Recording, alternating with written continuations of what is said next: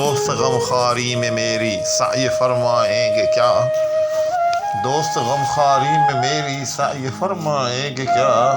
زخموں کے بھرنے تلک ناخن نہ بڑھ آئیں گے کیا؟ السلام علیکم. آج آپ کی خدمت میں یہ پوری کی پوری غزل ایک ہی نشست میں لے کر حاضر ہو رہا ہوں.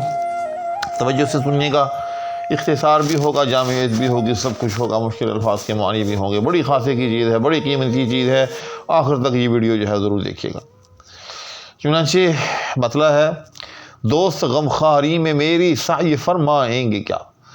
یعنی میں غمزدہ ہوں اس وقت، اور میری غمخواری کے طور پر میرے احباب جو ہیں میری کیا مدد فرما سکتے ہیں؟ سعی کرنا، مدد کرنا. اچھا، یہاں یاد رکھیے گا کہ اس کو عام طور پر سعی جو ہے یعنی مفع کے وزن پر لوگ جو ہے وہ باندھتے ہیں. وہ غلط ہے، درست نہیں ہے.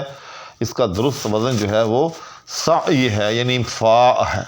اگرچہ آج کل چونکہ غلط العام یہ ہو چکا ہے، بہت احباب جو ہیں اس کو جو ہے وہ سعی یعنی مفع کے وزن پر باندھتے ہیں.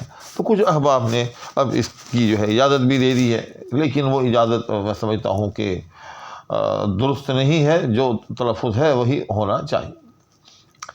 تو غالب کہتا ہے کہ غمخواری کے طور پر میری مدد کیا کریں یہ دوست؟ زخم کے بھرنے تلک ناخن نہ بڑھائیں گے کیا؟ یعنی دوست کر کیا رہے ہیں؟ دوست کر یہ رہے ہیں کہ غالب کے ناخن جو ہے وہ کاٹ رہے ہیں. کیوں کاٹ رہے ہیں؟ کہ غالب جو ہے اپنے زخموں کو ناخنوں سے جو ہے وہ چھیل رہا ہے.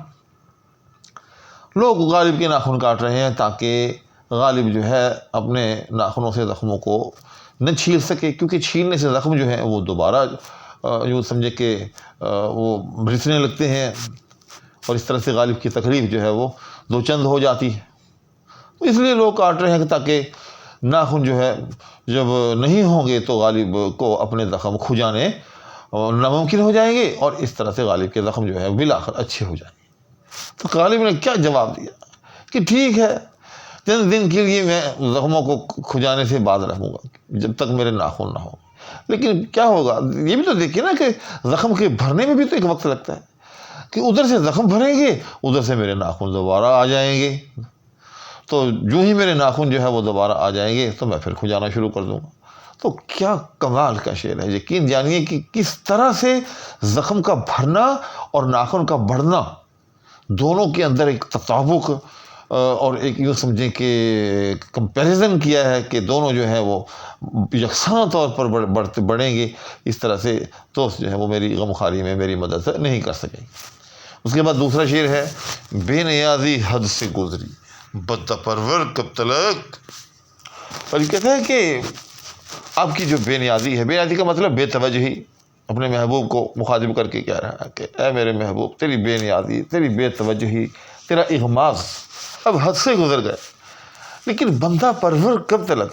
اچھا، اس میں لیکن کا لفظ یوں سمجھیں کہ آپ محفوظ مان لیں شعر کا مطلب اور مفہوم سمجھنے کے لیے، کہ بندہ پرور کب تلک، کہ اے بندہ پرور، اے لوگوں پر رحم کرنے والے، اگرچہ میں آپ کی اس فہرست میں ابھی تک شامل نہیں ہوں کہ جن پر رحم کیا جاتا ہے یا جن کی بندہ پروری آپ فرماتے ہیں.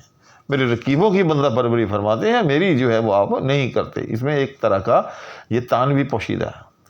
بندہ پرور کب تک ہم کہیں گے حال دل، اور آپ فرمائیں گے کیا، کہ ایسا کب تک ہوتا رہے گا کہ ہم آپ کی خدمت میں اپنا حال دل پیش کرتے رہیں گے، اور آپ تجاہل عارفانہ سے کام لے کر کہتے رہیں گے کہ کیا کہا؟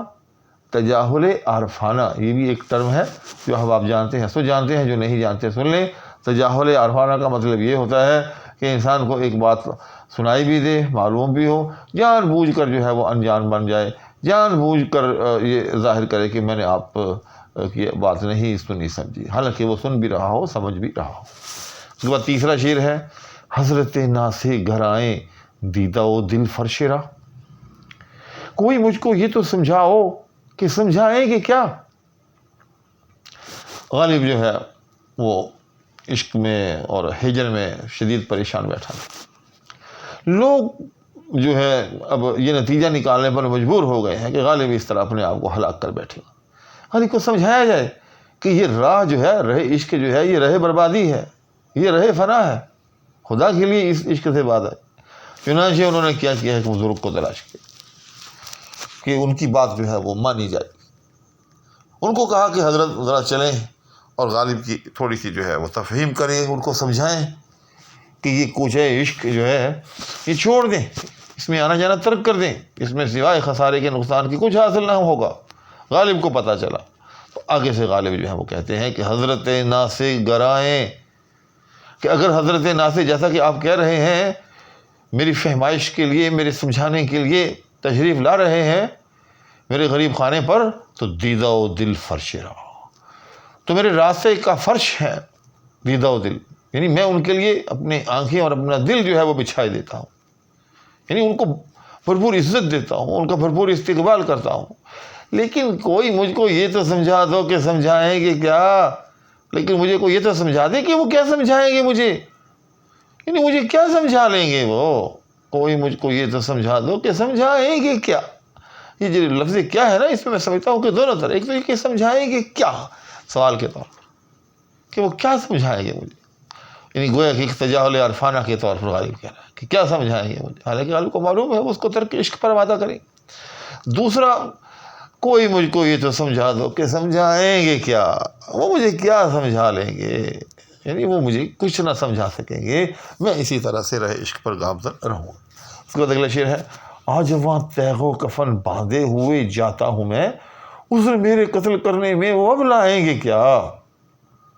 غالب کو بہت شوق ہے اپنے محبوب کے ہاتھوں قتل ہونے کا، اور غالب جب بھی محبوب کے در پہ جاتا ہے، محبوب سے گزارش کرتا ہے کہ مجھے قتل کر دیں، تو آگے سے وہ کیا عذر کرتا ہے کہ بھائی میرے پاس نہ تو تلوار ہے نہ کفن ہے، کیونکہ جب آپ ایک مقتول کی صورت میں ہوں گے تو آپ کو کفنانا بھی ہوگا، نیز اس سے پہلے قتل کرنے کے لیے تلوار کی بھی ضرورت ہے۔ تو آج غالب نے کیا کیا، تلوار بھی اپنے گھر سے لے لی اور کفن بھی جو ہے خود ہی اپنے گھر سے لے کر سر پہ باندھ لیا ہوگا۔ تو پھر غالب کہتا ہے کہ آج وہاں تیغ و کفن باندھے ہوئے جاتا ہوں، کہ آج تو میں وہاں تیغ اور کفن باندھ کے جا رہا ہوں، یعنی ساتھ لے کر جا رہا ہوں، عذر میرے قتل کرنے میں وہ اب لائیں گے کیا، اب وہ میرے عذر قتل کرنے میں کیا عذرداری پیش کریں گے، کیونکہ آگے جو عذر پیش کیا کرتے ہیں میں نے اس عذر کا خاتمہ کر دیا، تیغ بھی اپنے ساتھ لے لی اور کفن بھی اپنے ہمراہ لے لیا۔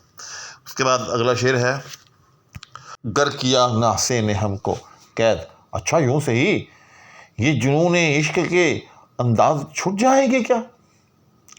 غالب جو ہے وہ سخت جنون عشق کے ہاتھوں یوں سمجھیں کہ مجنون ہوا پڑا ہے، اس کو دورہ پڑا ہوا ہے اور الٹی سیدھی حرکتیں کر رہا ہے جس طرح کہ مجنون آدمی کرتا ہے۔ اب لوگوں نے کیا کیا، لوگوں نے جو ہے غالب کو پکڑ کر جو ہے وہ باندھ دیا، قید کر دیا، تاکہ یہ جو جنون عشق کے انداز ہے، یہ جو الٹی سیدھی حرکتیں ہیں، کبھی اس کو پکڑنا کبھی اس کو پکڑنا، کبھی اس کو مارنے کو دوڑنا کبھی اس کو مارنے کو دوڑنا، ان سے خلق خدا کو جو ہے کوئی گزر نہ پہنچے، تو اس کو قید کر دیا۔ اور قید کس کے ہاتھوں کرایا؟ ناصح کے ہاتھوں، کسی بزرگ ناصح کے ہاتھوں۔ تو جب غالب مقید ہے قید خانے میں تاکہ غالب جو ہے کچھ دن اس طرح قید میں رہ کر راہ راست پہ آ جائے، تو یہاں غالب پھر گویا ہوتا ہے، شاعر کہتا ہے کہ گر کیا ناصح نے ہم کو قید، اچھا یوں سے ہی اگر ہم کو ناصح نے قید میں ڈال دیا ہے تو چلیں وہ یہ بھی کر کے دیکھ لیں، یہ جنون عشق کے انداز چھٹ جائیں گے کیا، یہ جو جنون عشق کے انداز ہیں کیا یہ ایسے چھٹ جائیں گے؟ مطلب یہ ہے کہ یہ کسی طور پر بھی چھوٹنے والے نہیں۔ اس کے بعد اگلا شعر ہے، خانہ زاد زلف ہیں زنجیر سے بھاگیں گے کیوں، گرفتار وفا زنداں سے گھبرائیں گے کیا۔ یعنی زلف کے خانہ زاد ہیں، یعنی کہ زلف کے غلام ہیں، خانہ زاد مطلب گھر کا پیدا ہوا، یعنی غلام کے معنی میں آتا ہے خانہ زاد، اس کا خانہ زاد ہے یعنی غلام ہے۔ تو خانہ زاد زلف ہے، زلف کے غلام، ساری زندگی زلف میں گزاری ہے، زنجیر سے گھبرائیں گے کیوں، ہم زنجیر سے کیوں گھبرائیں گے، کیونکہ زلف اور زنجیر کے اندر جو ہے ایک گناہ معنوی اور لفظی معنوت مشابہت ہے، دونوں سیاہ بھی ہوتی ہیں، دونوں جو ہے ان میں بل بھی ہوتے ہیں، تو اس طرح سے دونوں کی مشابہت کی وجہ سے غالب نے کہا کہ زلف کے جب ہم خانہ دار ہیں تو زنجیر سے کیوں گھبرائیں گے۔ اسی طرح سے ہیں گرفتار وفا زنداں سے گھبرائیں گے کیا، تو وفا جیسی چیز کے ہم گرفتار ہیں تو قید خانے سے کیوں گھبرائیں گے؟ کیونکہ جو آدمی وفا کا گرفتار اپنے آپ کو سمجھ، وہ گویا کہ اپنے وفادار کا ایک گناہ مقید ہوتا ہے، اس کا قید ہوتا ہے، چونکہ اس کی ہر بات پر مجبور ہوتا ہے، وہ اس کے وعدے سے نہیں پھر سکتا، اس کے ساتھ کیے گئے قول قرار سے منحرف نہیں ہو سکتا۔ تو اس طرح غالب نے یہ باہم مشابہت جو ہے وہ تلاش کی کہ جو آدمی وفا کا گرفتار ہے وہ قید خانے کی گرفتاری سے کیا گھبرائے گا۔ اس کے بعد آخری شعر ہے جو کہ اس غزل کا مقطع بھی ہے کہ ہے اب اس معمورہ میں کہتے غم الفت اسد، ہم نے یہ مانا کہ دلی میں رہیں کھائیں گے کیا۔ یہ دلی کے حالات وہ نہیں رہے، دلی کے حالات بگڑ گئے ہیں، اجڑ گئے ہیں۔ اب اس معمورہ میں، اس آبادی خانے میں، معمورہ کا مطلب ہوتا ہے جہاں لوگ آباد ہوں، عمر کا یہ مفعول ہے، عمر معمور یعنی جہاں لوگ آباد ہوں۔ تو غالب کہتا ہے کہ اب اس معمورہ میں یعنی اس آبادی میں کہتے غم الفت ہے، لوگ جو ہے وہ باہم ایک دوسرے سے نفرت کرنے لگے ہیں، محبتیں نافید ہو گئی ہیں۔ تو اس معمورہ میں جو ہماری غذا ہے یعنی کہتے غم الفت، محبت بانٹنے کا غم وہ نہیں ہے، لہذا ہم نے یہ مانا کہ دلی میں رہیں کھائیں گے کیا۔ تو ہماری جو خوراک ہے غم الفت کھانے کا یہاں اب کوئی امکان نہیں رہا، اس کا قحط ہو گیا ہے۔ تو یہ کھانے، غم کھانا اور کھانا کھانا، خوراک کھانا، تو ان دو لفظوں میں جو ایک باہمی مشابہت ہے لفظ کھانا میں، اس سے غالب نے یہ جو ہے یہ شعر نکالا ہے۔ تو امید ہے کہ آپ کو یہ تجربہ ایک ہی نشست میں ایک غزل کا پسند آیا ہوگا، ایک ہی نشست میں پوری غزل آپ کو جو ہے سمجھنے کو مل گئی ہوگی۔ اسی کے ساتھ اب آپ سے اجازت چاہوں گا، اللہ حافظ۔